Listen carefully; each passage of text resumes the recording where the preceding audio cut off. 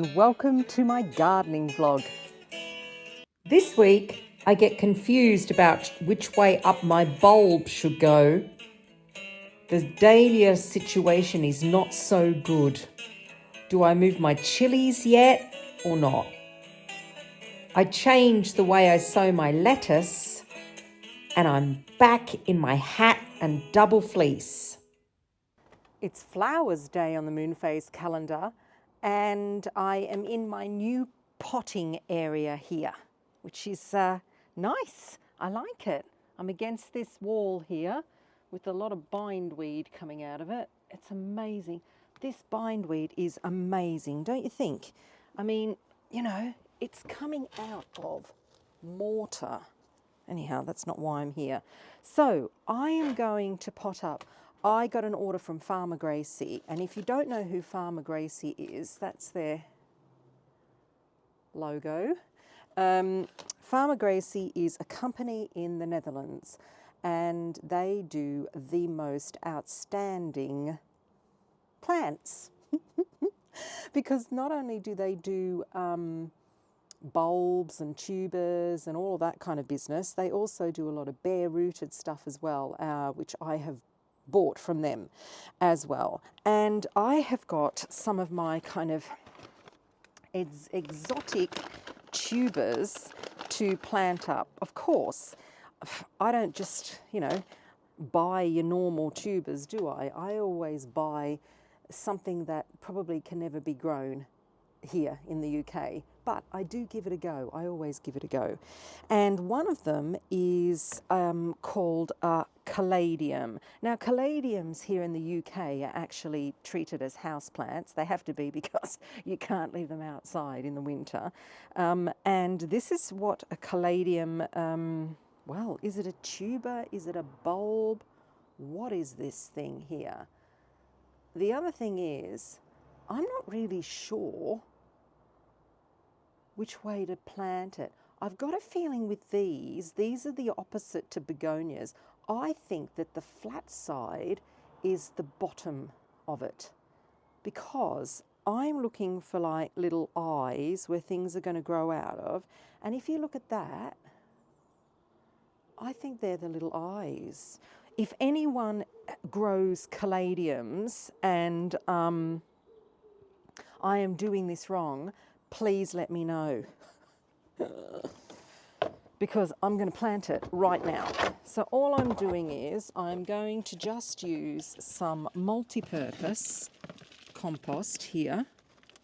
I'm not sure whether I will keep it in this pot for the summer because the pot's got a big crack in it, and I am going to plant it like that. So I'm going to put the flat bit in like that and put the kind of knobbly bit upwards. Let's try. Now, I do know that you just put a little bit of compost on top of this here like that, and then I'm going to do what I normally do with anything that's kind of tender.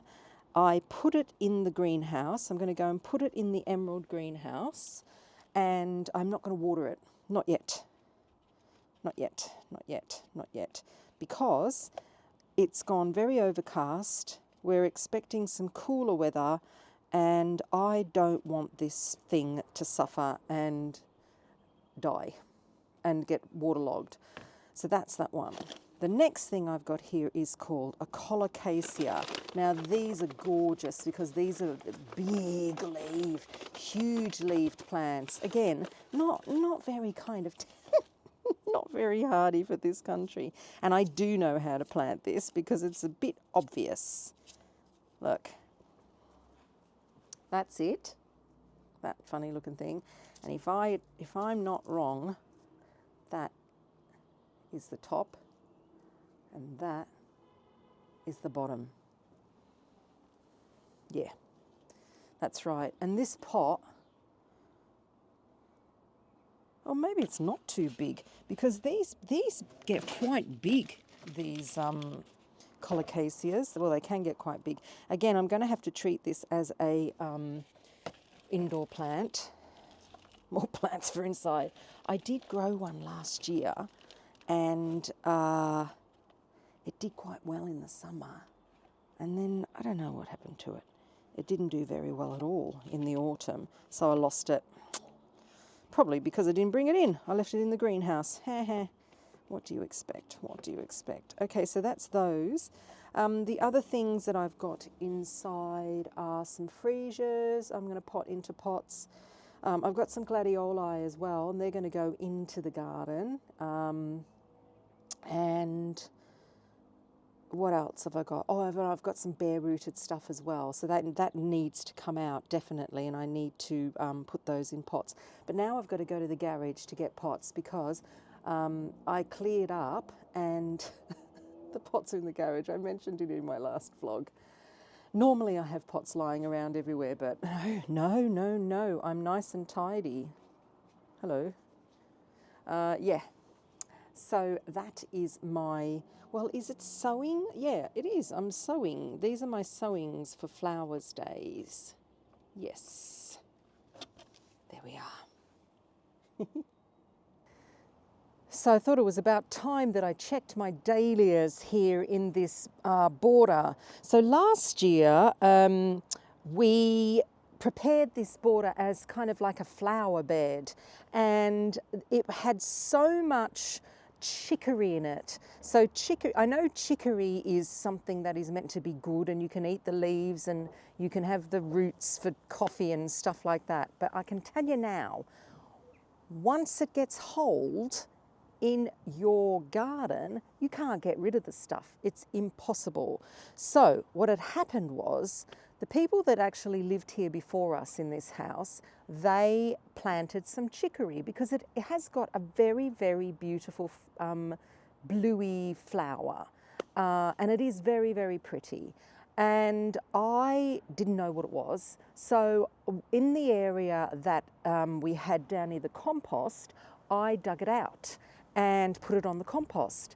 Well, that was one of the biggest mistakes that we made, that I made, because, well, when I spread the compost back on the beds, this chicory came up all over the place. And I'm going to show you what, if I can dig it out. I'm going to try and dig some out for you, and I will show you what it looks like. It has a white root. Let's just go over here. This area here, I was saying we had to actually put down a membrane. So you're probably not, no, you're not going to get the roots here, but that's coming up through the blooming membrane. Oh, it's awful stuff. If I can find some, yes, I'll find some in the garden, and I will show you, I'll dig it up. I mean, it's coming up in between the paving slabs here. It has this very fine white root, and if it gets in, and that is that. You're stuck with it. So we had to put down a membrane, a weed membrane, and then we planted through the weed membrane. And we mainly had, I mean, it looks like there's nothing in here at the moment, but we mainly had dahlias in here last year. And of course, me being the lazy me and thinking and making excuses and saying, oh, I don't think I'll be able to get the dahlias up through the, you know, through the holes in the membrane because the dahlia tubers will have spread. Well, that's the excuse you use, isn't it? I thought that the dahlias would be okay, but they're not. I think I have lost most of my, if not all of my dahlias here in this area, and that is why I got some more from Farmer Gracie. I mean, I only think I got 4 from Farmer Gracie, but that'll do. The ones out the front, in the garden out the front, are good because they don't, it's not waterlogged and clayey. Well, I mean, it is clayey out there, but it gets very, very hot because it is south facing. So the dahlias here, I am going to show you what they look like. So here is a dahlia, and it looks as though it's been dug around by me, but I didn't dig around anything here. They're the pigeons. The pigeons are doing it. Okay, so this is what's going on with the dahlias.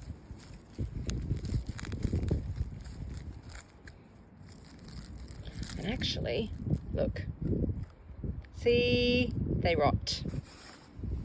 And they rot. So that's the dahlias. That's what a rotted dahlia looks like. It doesn't look great, does it? You kind of think, when you look at it, you kind of think, oh, a couple of these little tubers here might be okay.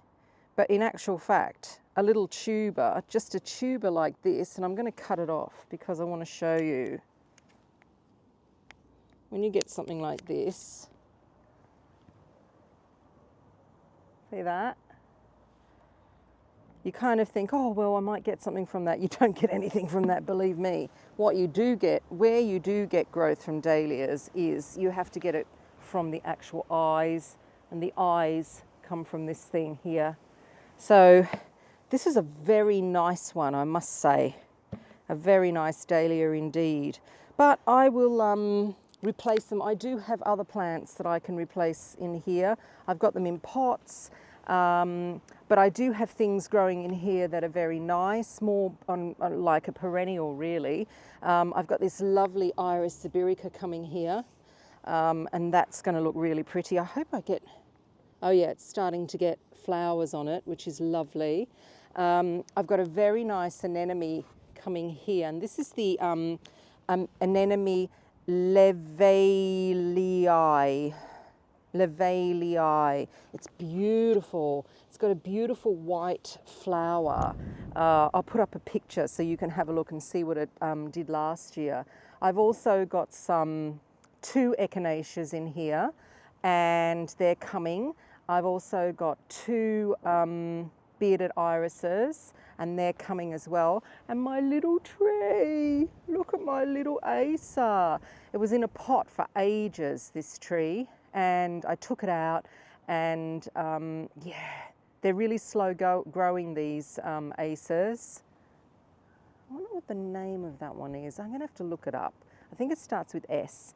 A little bit of dieback, but not much actually, not as much as it was when I had it in a pot. And on the other side, so I also had, let me look, because I know I had a dahlia in here. But I think I've pulled it out. Yeah, I've pulled it out. I've just left the tag. I'm going to leave the tags here because I'll know where the holes are, and then I can put the other stuff in that I've got. And I can put all my new dahlias in that I've got as well. They can go in there.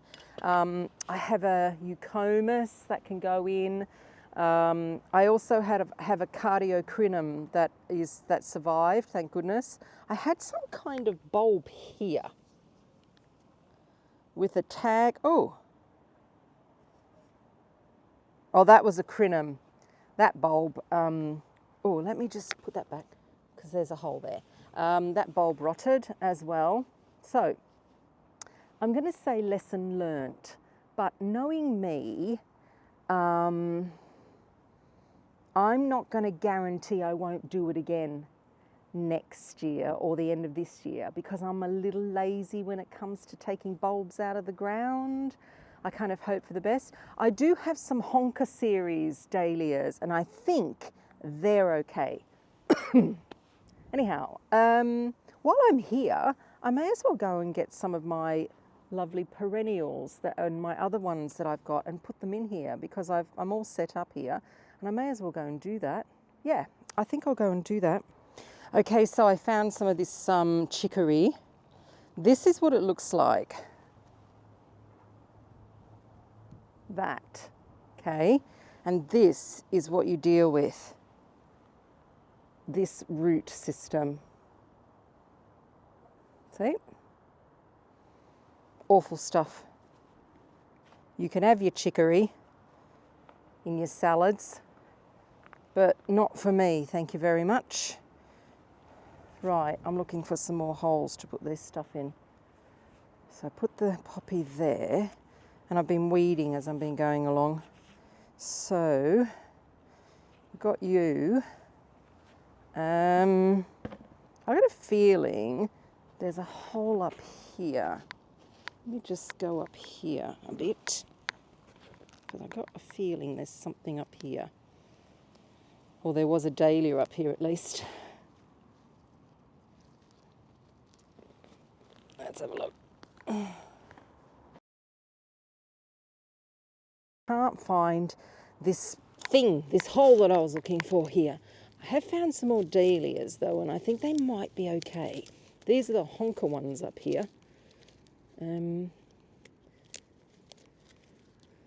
Yeah, I'm not sure, but I think they might be okay. I'm going to have to dig around. Oops. Don't pull that out. You won't know where it is. I'm going to have to dig around a bit, but I know that the bigger ones around the other side didn't last, so I might have to go around the other side of the border, actually. Boy, this grass. Unbelievable. Yeah, I'll go around the other side of the border because I might put it around there. See you in a mo. By the way, I hope you can hear me because the wind is just all week. Last week we had wind. This week we're going to have wind again all week. I mean, the sun is out and it does look like, oh, you know, it might be positively balmy, but it ain't. It's cold, that's for sure. But, you know, I'm double fleeced. I haven't got a scarf on, but I am thinking about putting a scarf on. Right, okay, so here I have got a poppy, and I can't remember the name of it, but I think it was pink, this poppy, if I remember rightly. Now, I've got a delphinium. This delphinium I saved because in actual fact, this delphinium was in here last year and it got so attacked by the slugs and snails, I had to dig it out and save it. And this delphinium is absolutely beautiful. It is called Sensation. It's just gorgeous. I'll put a picture up so you can have a look. So I've got the poppy, that one, and this is my eucomis here, and this is growing. Yay, it's growing, it's growing. It's called Sparkling Rosy. So I've got to think now about height. I like to put the higher things up this end and here the lower things. So they're all quite high. Oh dear. So let me just think. Yeah, I might put the poppy in here.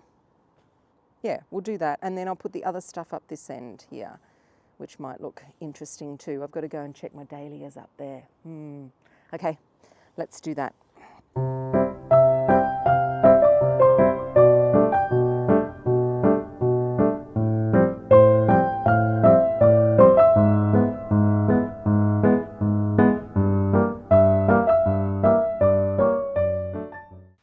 I'm back. So this is my routine every morning. Oh no, I won't do that one. I'll do this one here. At the moment, I have got this little setup here in the dining room, and because the weather's just not good enough for the stuff to go outside, and so I have to do my watering in here of my kind of tender plants and all my really little seedlings. I have got mainly, so this whole top thing, which looks like it's bowing a bit. Gosh, I hope it's not.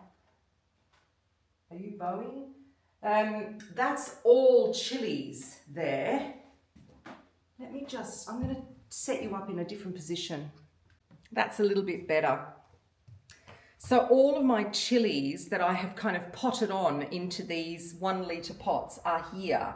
So as you can see, they are looking really beautiful. These are padrons and they're starting to come out the bottom, so they're nearly ready to go out, I would say, into the greenhouse. The only trouble is the greenhouse is not ready yet to receive them because the weather is still not good enough.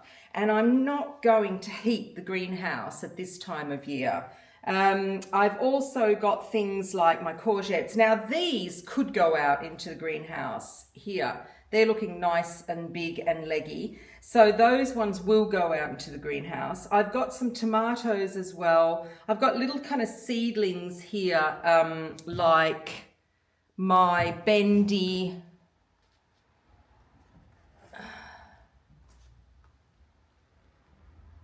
what are they? Calabres. I did a video of bending those the other day on Instagram, and the Instagrammers were a bit dubious. And then I've got things like my little ochre tubers,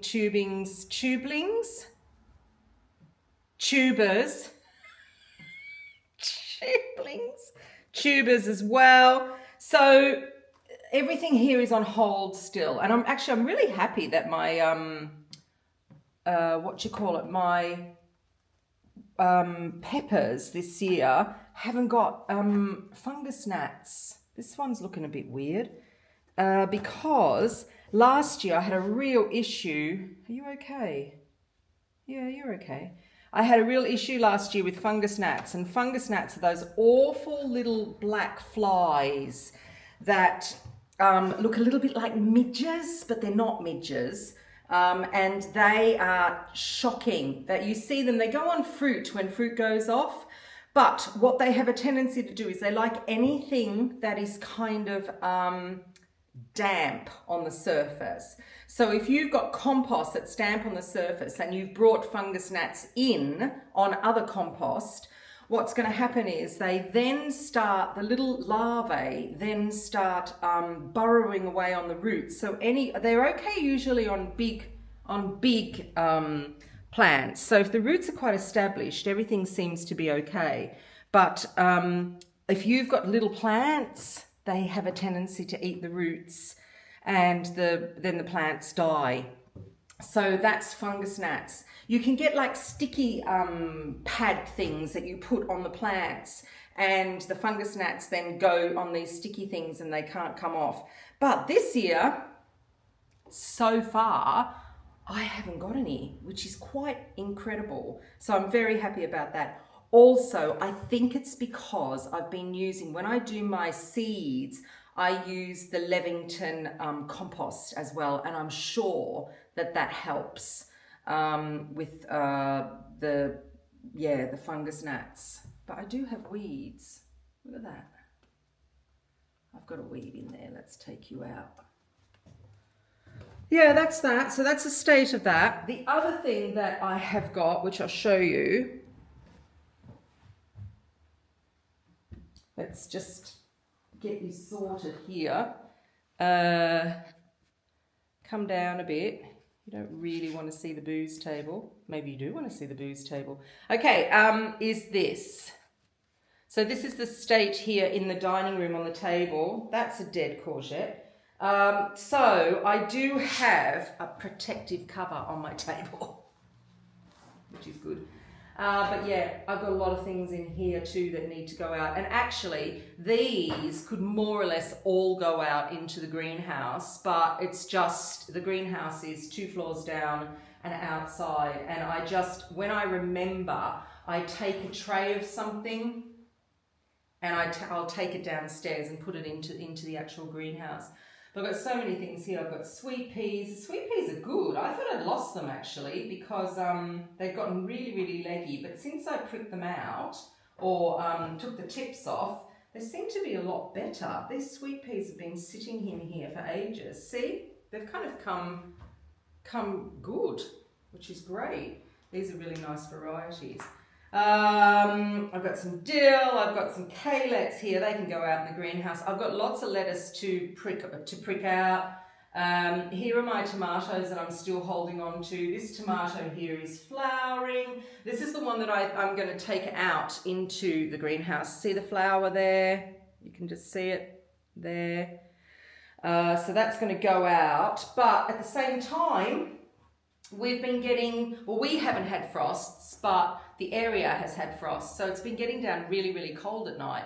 So, you know, I have to try and hold on to this as long as possible, but they are going to have to go out because they'll start to not do well in here because it's quite a dark room. The colour is dark in here and everything won't do well. It needs the light. Hence, that's why I have my set up in the window. I've also got these amazing beans. Can you see them just here? They're ready to take off. So they're going out into the greenhouse, but I need to evict a few plants in the greenhouse first. Again, it's raining all the time, so it makes it very difficult, but I have started to take, so my peas are outside, half of my broad beans are outside, my potatoes I tried, but they got completely battered, so I had to bring them back in again. So I will try those again, and yeah, and then the table will get cleared, she says. She says, before then the peppers and all the chilies have to start coming onto the table and then going outside. So that's the kind of production line. I've got the grow tents downstairs in the basement. They then come up here, and then once they get established here, they go straight out. I don't really, and when I take things from the greenhouse, I don't really acclimatize them to outside. I don't really harden them off.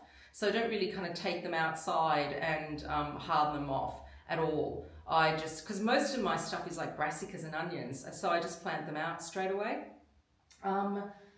Yeah, so that is that. I've also had a delivery this morning from a company called Jackson's Nurseries, and they are fantastic. Their quality of their plants are great.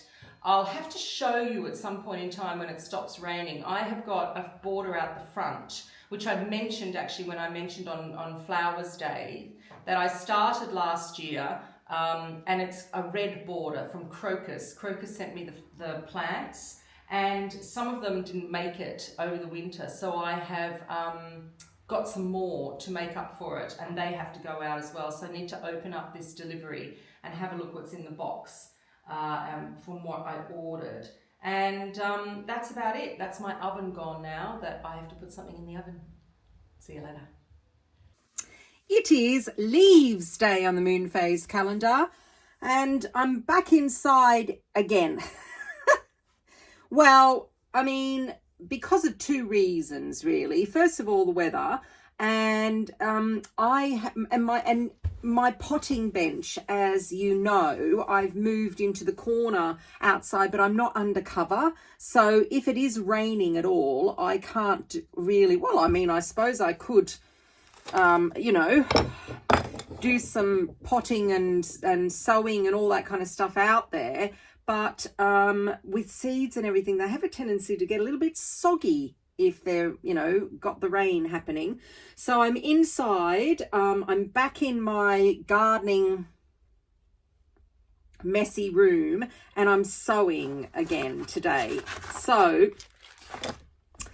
lettuce is an issue at the moment because earlier in the year I sowed lettuce, and I was doing the whole pricking out business, and I would sow them in these 6-cell modules here. And as you can see, this is the state of my lettuce at the moment. I did have another 6-cell module, and the state of the lettuce was even worse. So I actually did prick them out and potted them on. But it's not worth it, because I don't think that they will recover. So I have lettuce at the moment, so we're okay for lettuce. I might try and salvage a few of these, maybe some of the Salanova ones, but I'm going to re-sow. And now, this time of year, I don't do this method anymore. I start putting them in cells because I just want to pop out the little seedlings and get them going. So I am going to use the Charles Dowding 30 cells. He does a 15, he does a 30, and he does a 60 as well. I've got some on the floor there. But I've worked out what I'm doing, and I want I've got my little black book here. 1, 2, 3, 4, 5, 6. 1, 2, 3, 4, 5, 6. Yay! I've got exactly the right amount. And I'm going to do 5 of each of these varieties. So when it comes to the Salanova, and actually when it comes to all of them, I'll put more than 1 seed per cell. Let's see whether that, you know, because you just never know. Even with the Salanova seeds, I'm going to show you those. What they look like. They're a little bit more expensive, but still, what if they don't germinate? Then we've really had it. So, okay, let's start. I'm going to start with Haflex. So Haflex is that beautiful lettuce. I've got some growing in the greenhouse. Oh yeah, and I've got the greenhouse allotment lettuce as well. So all is not lost at all.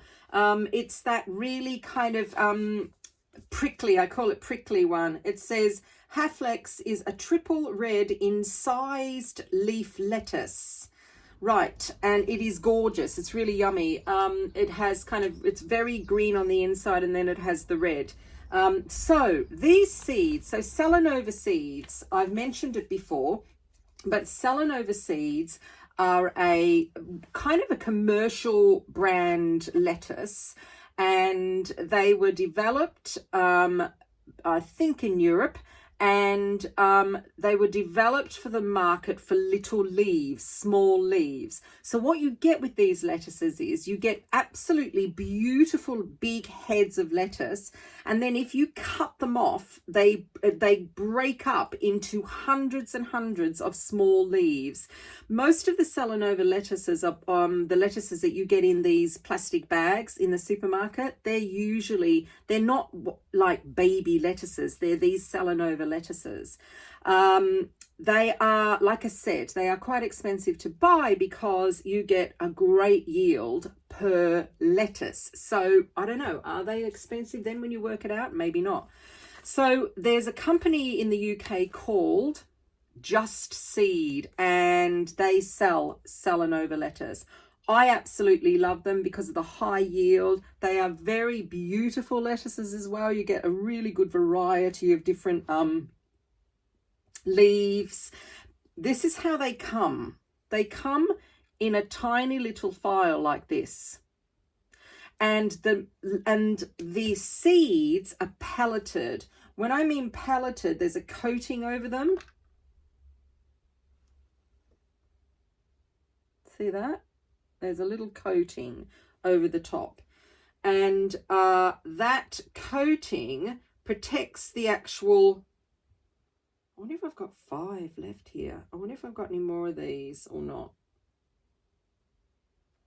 The seed inside, because lettuce seed is a bit flimsy, but if you're outside and it's windy, they will go flying away. I've got 6, so let's put an extra one in this one here. There. They usually, I would say, okay, 99% of the time will always come up, Salanova lettuces, especially these pelleted ones. So that's my first one. That's Haflex there. I put some thingy on top. Next, I'm going to do Novara. Now, Novara is my favorite lettuce. I've got some lovely Novara out in the raised beds in the garden, and I've also got a couple of plants in the greenhouse as well. They look very different because the ones in the garden have had more cold on them, and the colder the colder this lettuce gets, and actually generally the colder the lettuce gets, the darker the color of the lettuce. They go, and it's that one. Love this lettuce. Grow it nearly all year round. It's not the best when you grow it kind of at the end of autumn into winter. Then it struggles a little bit. But for a spring lettuce and into summer, gorgeous. Absolutely gorgeous. It's an oak leaf. I'm just going to do a couple here in the cells. Lettuce seeds, like I said, they're just, you know, these tiny little kind of like slithers. Let's put an extra one in. When I get more than one, so I'm going to get more than one lettuce coming up, aren't I? What I do is, to thin out, I don't pull out the seedling. I always cut it off at the base on the soil with some scissors, and I always do that. I usually do that with most of my seedlings, actually, so that I don't disturb any roots as well. That's the Novara. Yay. Extranet. So this one now is kind of like the green version of the Haflex. So it is, again, it says a top quality commercial variety. Yes, the person that developed this Salanovas was called Rick Zwan. Now available for everyone to try. It's extranet is a green, crisp, frisee type lettuce. It has very strong resistance to tip burn and bolting. It's great. It used to be called, actually now it's called Excavo, Excavo, but it was called extranet. I still know it as extranet. Again, here we go. It's come in this little file thing. I've already used quite a lot of these. Of course I have, because, so I've got some of these in the greenhouse on the allotment. And I think I've got a couple in the garden. Let's put 2 in there again. I think I've got a couple in the garden here at home as well. Bit smaller than the ones in the greenhouse on the allotment. So that's, excuse me, another one gone. My next one I'm going to do, soy rat. I don't know, is that how you say this? S-E-U-R-A-T. Sowrat. Now, this variety is gorgeous. I've got this, on the allotment, in the greenhouse on the allotment. There is another one that's very similar to it, and it's called Barlach. It's a little bit darker, actually. This seems bigger. This file is bigger. Oh, look, it is. It's much bigger. Huh. Why is that? Huh. I don't know. So, well, because there's more seeds, you fool. 100 in here. Oh, now I've just broken the lid. Great. So soy rat, I will show you a photo of that as well. Gorgeous, gorgeous, gorgeous they are. The leaf on this is just so beautiful, and Barlach is virtually similar. The leaf on that is virtually similar. I'm only going to put,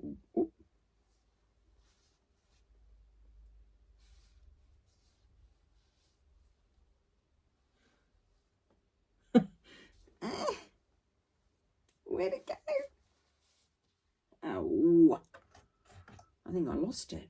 I'm going to have to, hang on a second. Let me go looking for this seed, because like I said, these are quite expensive seeds.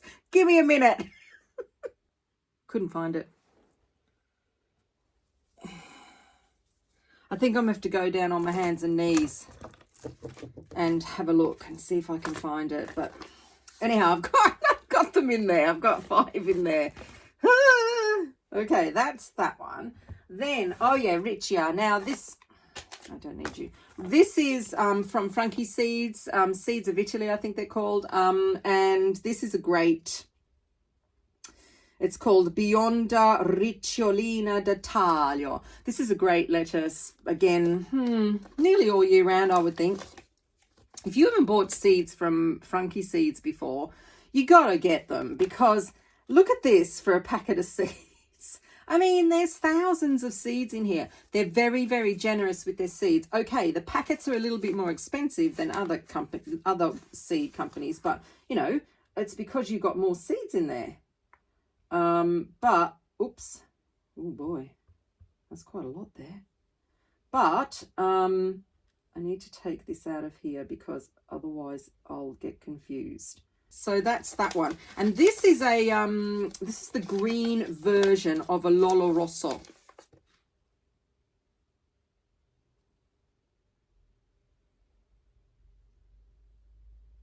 Which is actually what I want next. I've just been looking. I can see here in front of me I've got two more packets of seeds, but they're the wrong seeds. That's not what I want. I want to grow Lolo Rosso this time of year. I thought, oh boy, I didn't even count that properly on the on my seed cells. Oh dear. Come sowing seeds with Susie B. And it's all very exciting and organized and not organized, if you know what I mean. Where's my Lolo Rosso? This is my little bag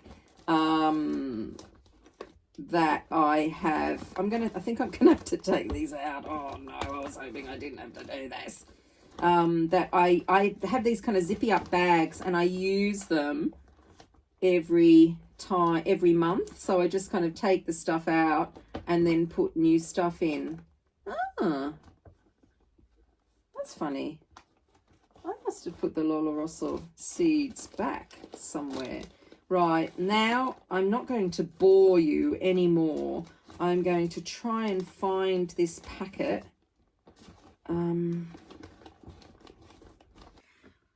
So I did have to go into my stash behind me, because here it is here.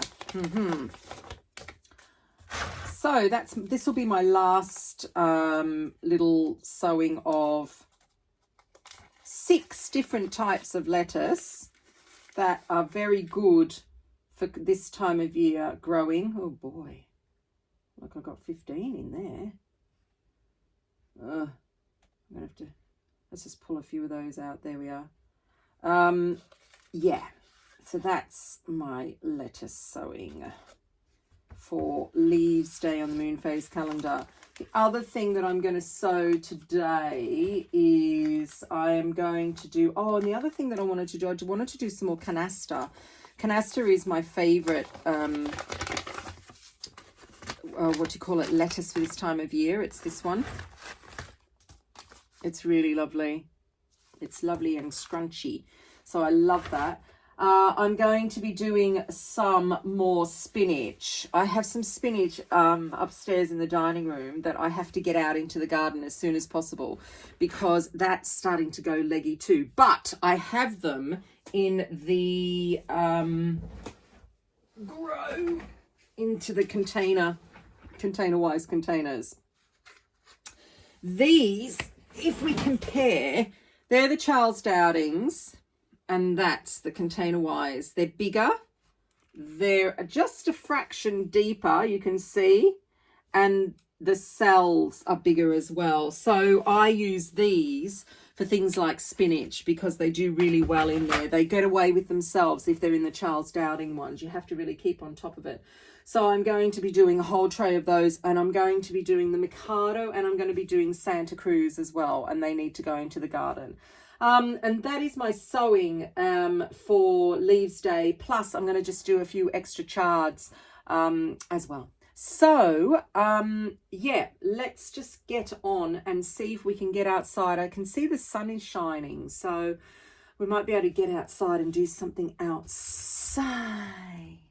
See ya. And also for Leaves Day, I'm going to harvest some of this chard here, and actually I might harvest quite a bit of it, because this chard has been in here since last, now I'm looking for the tag. The tag's not going to be there now. I would say since last August, July, August, this chard's been in here. It got hit quite badly with the cold. So you can see some of the leaves. When I pick the leaves here, some of them look a little bit like that. And that's because of the cold damage. But I left it in there because chard is one of those things that just keeps growing and growing and growing. It is fantastic leaf. And I am just about to sow my first lot of chard for the year. So that will go into summer. Now chard here in the UK, it's called chard. For the rest of the world, it's called silver beet. And this is the rainbow one. So I've got this very nice kind of, well, this is meant to be like a white, but it's not really. Let me take that one off as well. I've got some red in there, and I've got some golden by the looks of things. I'm going to be sowing some more it's called rainbow chard here, but you can also get one that's called five colors or bright lights or something like that. And yeah, it is a great leaf. So when you harvest chard, always go from the outside in. So when you always take the leaves that are on the outside. If you take this part from the center, it's like anything. If you take the center part, it's not really going to grow again because you've upset it. So that's like it's the heart. You've taken its heart, and that's not very nice. But this particular stalk here is growing. It gets quite gnarly when they start to want to go to seed, and you can see the top here, the leaves start getting smaller, and it then wants to go to seed because it's finished. I mean, really, I've done so well with this chard. The red variety is a little bit more temperamental. You don't really get, I mean, it is absolutely beautiful and it looks great if you do it in like salads or you just very, very lightly stir fry it. But it is a little bit more temperamental. But this one here, this was in the packet, it really does well. And the one that I love that I had growing where my wormies are, is called Barese. Now, Barese is a Sicilian variety, and there are a few companies here in the UK that you can get the seeds from. I originally got my seeds from Baker Creek Seeds when I was getting orders from them from the States. So if you are in the States, you can get it from them. And it's absolutely gorgeous. It is really very much like a perpetual spinach because the stalks are not really tough. They're really buttery and I just love it, love it, love it, love it, love it. And the leaves are very different as well. It's a great chard or silver bee. So I am going to harvest this now, and I'm going to put a link at the bottom of the post of a lovely recipe because that's what I'm going to be making with this. I'm going to go inside and make this lovely tart. And this recipe is at the bottom. It's one of my first recipes I ever did here on YouTube. So have a look at it, and if you're interested in it, then it is absolutely wonderful. I will link it below, and enjoy. That's a little prezzy from me. So let's get some of this chard out.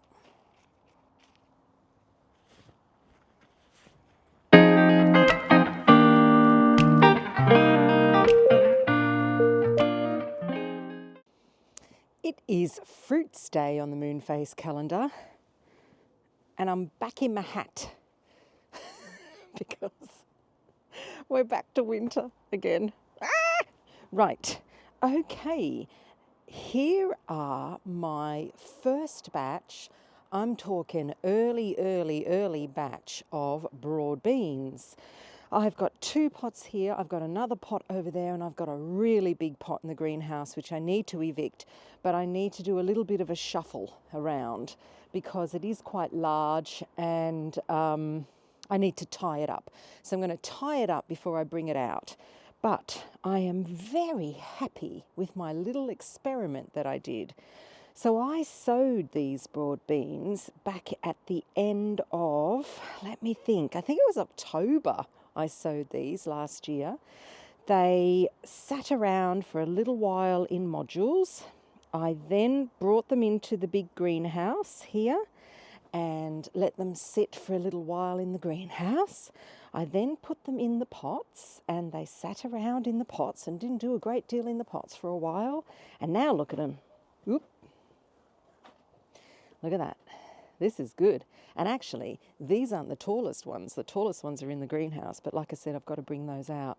So I did a little bit of a trial already. So I brought 2 of the smaller pots outside, and they are fine. They have withstood the gale force winds and the cold, and so now the rest of them come out. And I have got some very, very nice broad beans on here. I will give you a look. So that's made me very happy indeed. The ones on the allotment are doing well. They are now hitting the top of the netting that I've got over there. And I only put netting on them because the pigeons were eating the tips out of them. So they're also doing well. The only thing is I've just got to tie these in to the wigwams here, because like I said, I don't want the wind ripping the tops off them. So I will just go in and get this other one. I'll bring it out. Actually, no, I won't. I'll go and tie it up in there first. You can come with me. Here it is. It's quite nice in here. It's about 20 degrees. So I'm just going to close that a little bit. Here it is. Look at that. That's a great specimen. And what I will do is, I've got some carrots in front. I'm just going to move them out of the way so I can just get to this, because like I said, I'm going to bring this out now, but it's gone a bit rogue. So I'm going to have to find all these stalks and tie them in to the canes here. Yeah, where are all them coming from? So like I said, oh, here's the tag. 21st of the 10th, 2023. There you go. That's when I sowed these broad beans. And, I mean, they didn't take up much room. They kind of just sat in modules for a bit, like I said, and they didn't take a great deal of room. So I thought, well, why not? Let's just try. And it has worked, because I'm very, very happy. This variety is my favourite variety of broad bean, and the only one that I grow now, and it is called Aquadulce Claudia. You get really big pods. The pods are full of beans, lots of beans in the pods. Two there. Really delicious. I've tried all different kinds of broad beans. Like, I've tried the kind of pinky coloured ones. I've tried the squat ones, you know, the dwarf ones as well.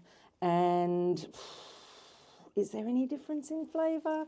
I'm not sure, because we like to eat our broad beans raw. Well, most of the time we like to eat them raw, with a little bit of pecorino. I am going to take this off now in here. And they're absolutely delicious. I don't know if you've ever tried broad beans raw before. It's definitely worth trying them. They have this fantastic astringency about it. I mean, if you don't like astringency, I don't mean bitterness, but I mean, like, you know, that kind of, that sucking you in feel about them. And we absolutely love them with pecorino cheese. Delicious. The other thing about broad beans, now let me just turn this, because I need to get to the back. I hope I don't find a dead mouse or something in the back here. Mind you, I don't think I've got mice in this greenhouse. I'm very, very lucky, because a lot of people do have mouses in their greenhouse, don't they? But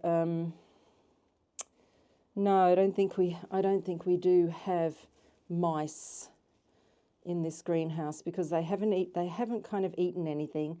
Mind you, I do have a gravel floor, and I do have a lot of slugs in the greenhouse. So they come from God knows where. Let's keep going round. Wow. The other thing is, if you're going to grow broad beans in pots, they need a lot of water. A lot of water, especially when they're in the greenhouse. And that's why I think they're going to be so much better outside of the greenhouse, because they can be self-watered. Because we got a lot of rain. So, yeah. Beautiful. Broad beans. Someone said to me the other day when I was on the allotment, after we had quite a discussion about no dig, he just didn't get it. But anyhow, they said, why have you got your broad beans covered? I said, well, you know, the pigeons. And they said, yeah, but they're not going to be pollinated. Ha ha, I said. Broad beans self-pollinate, so you actually don't need anything to pollinate them. So what do they call that when they do that, when they self-pollinate? I'm sure that you're all yelling at me on your screens now with the answer, but yes, they do. And this is a perfect example, because yes, there have been little busy bees on these broad bean flowers, but majority of them, no, no pollination, because like I said, I started them really, quite late in the year, and they sat over winter. So, but these are absolutely full of broad beans. What you'll find is when they start to set and become beans, the first lot of flowers will normally drop off. Then when they start to set, then the other flowers kind of catch on. They say, oh yeah, okay, this is what we're doing. And then they all start setting, and you start to get quite a few beans. So when you see your flowers dropping off, don't worry about it, because they will eventually set, that's for sure. And here I have lots and lots. Mr. N's going to be very, very happy. Okay, I'm going to tie up one more lot of branches, and then I'm going to try and get this out. I think it should be all right because the sticks aren't that high. So yeah, let's do that.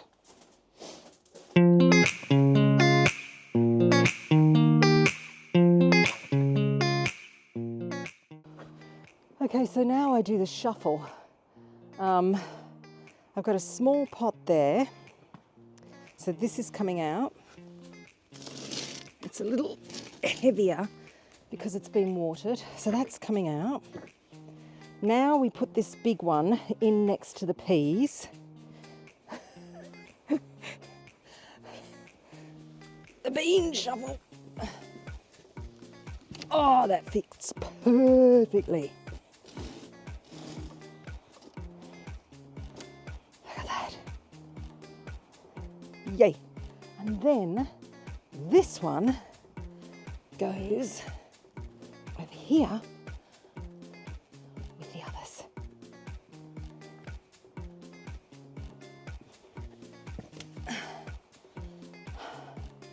So I'm going to make room. And you go in there. Beautiful. I am happy with that. So now I'm going to tie up the rest of these ones here. I'll go and get my string. So I'll tie up this, and then we've got 2 peas, 2 pots with peas, early peas, and 4 pots with broad beans. Right down here with in my sitting area. I mean, it's funny because a lot of people put nice plants, pretty plants outside their greenhouses. Looks good. I think this looks much better actually. And did you know that broad bean flowers smell gorgeous? They have a beautiful, delicate fragrance, just spring-like, very much like, let me think, like a kind of peony, that kind of smell. Gorgeous, really, really gorgeous. So let's do that, and then I have made room in the greenhouse for my next thing. Courgettes, or zucchini, or summer squash, or whatever you want to call them, but that is what I am going to be putting in my next lot of pots. So this pot actually is a little small, I think, for this courgette, but it's kind of like the only pot that I've got ready at the moment for it. And it'll be fine because this is going to be my first, this is my first lot of courgettes or zucchinis or summer squash going here, and they're coming in the greenhouse. So I've got about 5 of these inside, and they're all at different stages, and I've chosen this one because it's actually got fruit on it, as you can see, which is really, really exciting. So let's talk a little bit about courgettes, as we call them here in the UK. So this is a summer squash. You can get summer squash and you can also get winter squash. And this is a summer squash. They're more or less the same, except that the winter squash you let mature, you let the skins on them mature, and you let the seeds inside them mature, and then they can actually be used and cured and stored over winter. These here, well, this one in particular is bred as a summer squash or a zucchini, And some of these you can actually let grow into big specimens and then store them as well. For instance, marrows. Marrow is just zucchini, but a really big one. And you can let that cure. So you let the skin on that cure. And yeah, that can last for ages and ages. So the thing with zucchinis or squash is, because we kind of assume them to be summer squash, we don't really grow them in the winter. I've never tried to grow them in the winter in the greenhouse. I think the temperatures are not high enough. And that's why this particular zucchini or courgette, I call it a zucchini kind of, because in Australia we used to call them zucchinis. Mind you, I haven't lived in Australia for over 30 years, so you think I would get used to calling it a courgette. But let me just pop you in. There you go. There's your new home. Yeah, so you need kind of high temperatures for courgettes, especially to set flower, and the flowers to set, and for the courgettes to actually come. And as you can see, that was very happy with the conditions inside in my dining room, and now I have some very nice fruit on here. I just need to get some more compost, and I'm going to actually put the compost in until I'm going to take off the, that just broke off, I think, that leaf, yeah, that leaf just broke off. I'm going to take off the seed leaves and I'm going to bury it quite deep. Yeah, so these things are very, very hungry. So they need lots of water and they also need lots of feed if you're going to put them in pots. Someone asked me the other day, can you grow courgettes in pots? And yes, you can, but I don't grow my kind of main crop ones in pots because I can't really keep up with the watering. I've got way too much other things to do. So I grow these so that I can have these really early. And as you can see, it won't be long. If these survive being out here, it won't be long before I've got little courgettes to eat. So I start them in here. I then will take them outside later on, but the lifespan in here is not going to be as long as it would be in the ground. If I put some in the ground now, they might survive if I put a cover over them like fleece. But other than that, they're not going to, because our temperatures have been way too low. And they will sulk and then they would die. So that's no good to me. I'm sorry I did that. Anyhow, it'll grow more. So yeah, I'm just going to pot these up now, put them here in the greenhouse, and now I've got a little bit more room. Once I harvest all my lettuce, that will be even better, because I have to get this auto pot system sorted out in here, because my tomatoes are coming out in here. And I'm debating which ones I'm going to put in here first.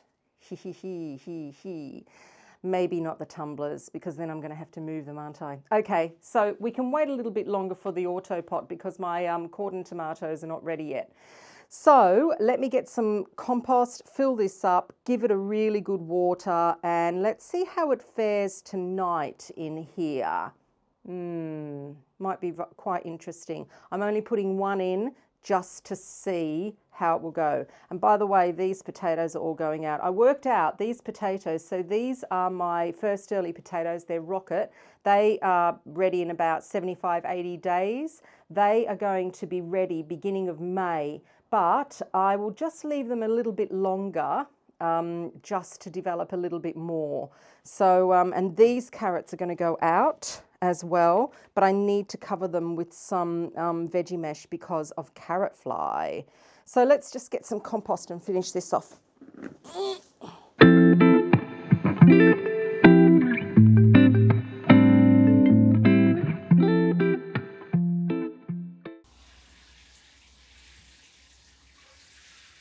So there it is. I've buried this stem, as you can see. I'll probably put a bit more compost on. I didn't water it much. Oh, and by the way, that's sunburn from the south-facing window. I didn't put much water in because I don't want it sitting in waterlogged soil, especially if it's going to get cold in here tonight. So this is going to be really interesting.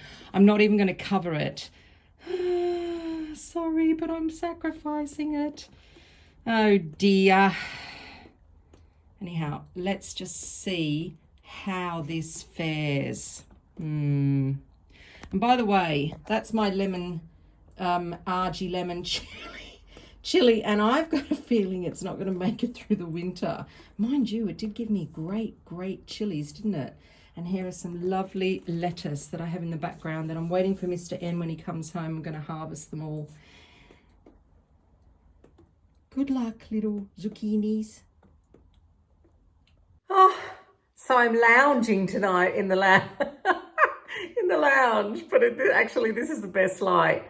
So what a challenging week it has been weather-wise. But obviously I got a lot done because it's a very long video. So I hope that you enjoy watching and having a drink or a cup of tea, or I don't know, a little relax while you watch, and watch me faff around in the garden. And cheers to a Saturday night. I hope that next week is better. I've looked at the forecast and it seems to be cold, but hey, this is the things we've got to deal with as gardeners.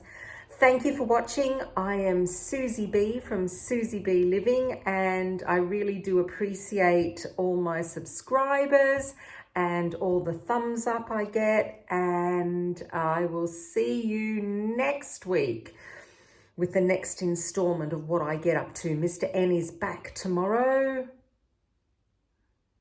I think I just saw a little fly. That always makes me a little bit suspicious as to what is going on.